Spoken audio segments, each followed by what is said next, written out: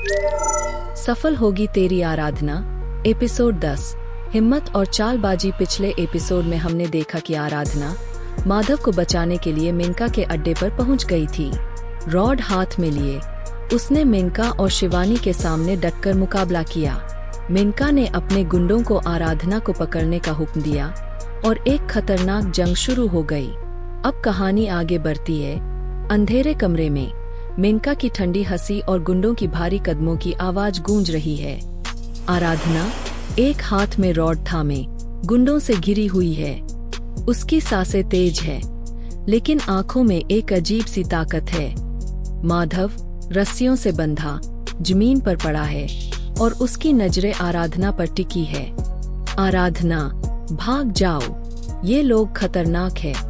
वह कमजोर आवाज में चिल्लाता है, लेकिन आराधना पीछे हटने को तैयार नहीं।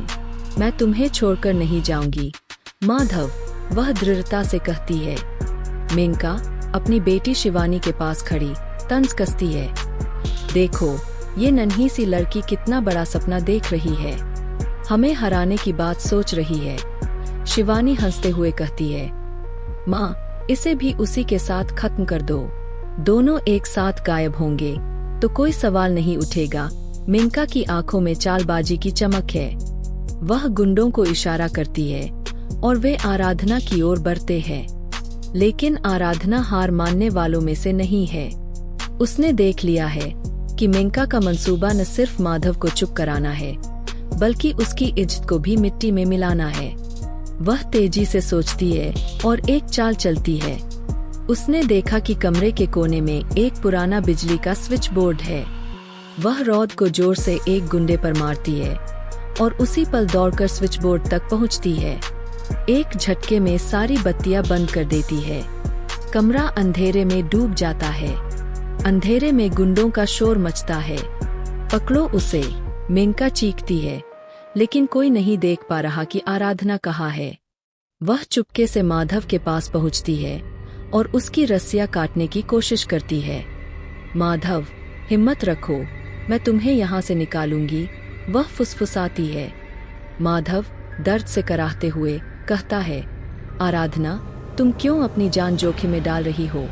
लेकिन आराधना जवाब देती है, क्योंकि तुम मेरे लिए सब कुछ हो। तभी मेनका को शक होता है। वह अपने फोन की टॉर्च जलाती है और गुंडों को हुक्म देती है, वह माधव के पास होगी, जाओ, दोनों को पकड़ो।